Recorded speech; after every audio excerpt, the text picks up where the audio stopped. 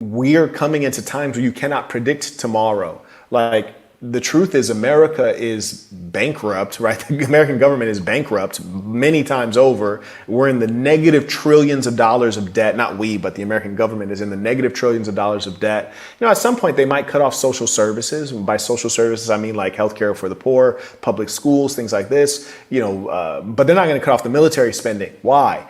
Because the American government is aware that, you know, no matter how much they mess things up with the financial system, they still can back it by violence, right? They can back it by violence. So that's essentially what will happen. And that's why we're seeing ongoing wars. They have to back our economy by violence. And today, you know, we have all kinds of names for why we're going into war, all kinds of narratives and excuses. But the reality of it is this is the same war economy that is operated by Europeans. It was called colonialism.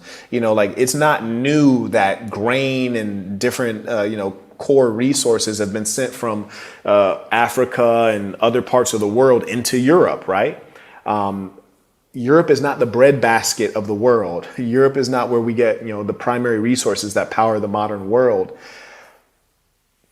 So these wars are going on for the same reason that the European empires expanded. Well, why did they expand to Egypt and Alexandria? Like, why did they go to Northern Africa to extract salt? Why did they go to West Africa to extract people? To do what?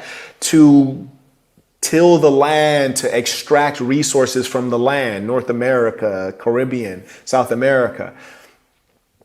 This is the same thing that's been going on for hundreds of years. There's been no fundamental change whatsoever. The only difference is that you're not color coded into poverty anymore, right? So, for example, if you're a black person in America, you're not born a slave, right? You can become a capitalist, but you have to do it by knowledge. And so few of us attain knowledge and, you know, have the intelligence to and the discipline to profit by our knowledge. By the way, speaking of knowledge, let's speak of ballers. And that's what knowledge will get you. Some ballerism. Shout out to Joshua. He writes, peace to the saints. I've reached millions. What? Millions in leveraged real estate debt.